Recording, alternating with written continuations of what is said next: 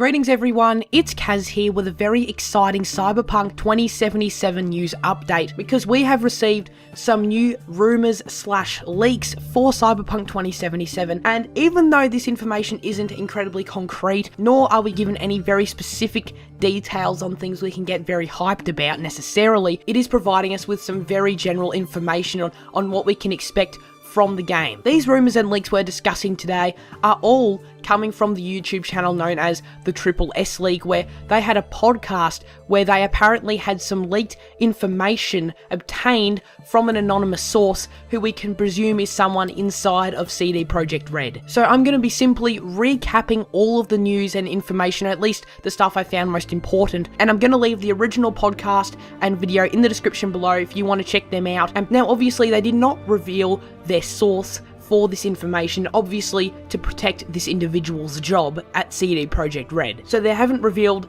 the source's identity, so as always, with that out of the way, do take everything in this news update with this recap with a huge grain of salt. This is all rumours, this is all speculation at this point in time, with no official confirmation from CD Projekt RED of any of this being true. So, according to this source, CD Projekt RED for Cyberpunk 2077 has been using dynamic weather technology that they utilised in The Witcher 3 to create that game's dynamic weather system. They've been using that technology that they created for The Witcher 3, and they've been utilising it to create large and expansive areas for Cyberpunk 2077. They've tweaked it so that technology can now actually create environments as opposed to just rendering dynamic weather. In terms of areas in the game that we will be exploring as the player, they discussed that there will be dense city areas like that area we saw in the original reveal trailer with all the skyscrapers. They also touched on ruins and residential areas being explorable. Now this is the piece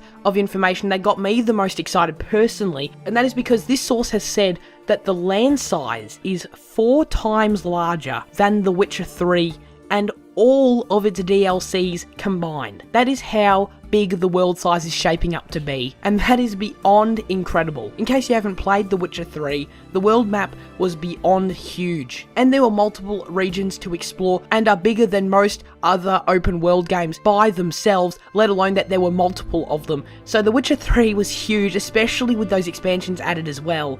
So now that we know that the world size and the map and playable area will most likely apparently be around 4 times bigger than all of that, it's actually a very remarkable feat that CD Projekt RED has apparently been able to accomplish this, obviously with the help of their new tech, but still, that's really impressive, and I hope that to be true so much because I cannot wait to explore this world. But as if that were not impressive enough, apparently the environment is nearly fully destructible. They use the example of if you're damaging environments and buildings around you, they're fully destructible, they'll fully break down, and over time you'll come back to perhaps to that area and you'll see that they're being rebuilt, and if you wait even longer, those environments that you destroyed may actually be rebuilt. That is how alive and in-depth this world of Cyberpunk 2077 is apparently going to be. They go on to highlight that this is exactly why CD Projekt RED has been hiring a lot of environmental engineers to create all of these systems working in the game, which adds up and makes perfect sense. So most of the game, as I mentioned earlier, is going to be set in the city,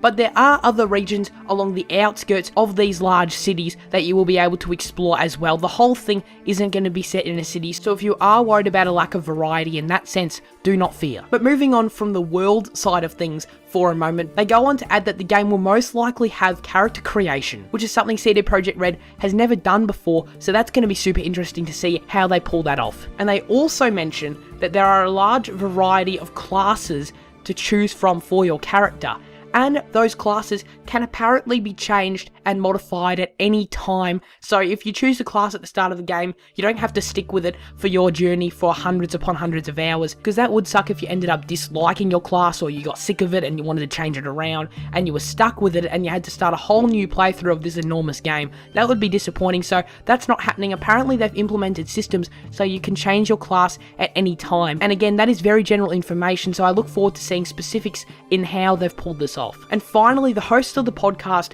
emphasized that the game is set to be a much larger open world and a much more open world experience than The Witcher 3, which I don't really know if it's physically possible to have a more open world experience than The Witcher 3, but apparently they're doing it with Cyberpunk 2077, and that's awesome. I'm so excited for this game. I know it's not going to be releasing for a fair while, but the anticipation is killing me to play CD Projekt RED's new game, and you can be sure that I'll be covering the game extensively with all the latest news and discussions on Cyberpunk 2077 on the channel moving forward. So as always, please leave your thoughts in the comment section below on Cyberpunk 2077 and this latest news. If you enjoyed the video, do check out some of my other content on the channel and subscribe if you like what you see. Thank you for watching. I'll see you all next time. Do take care and farewell.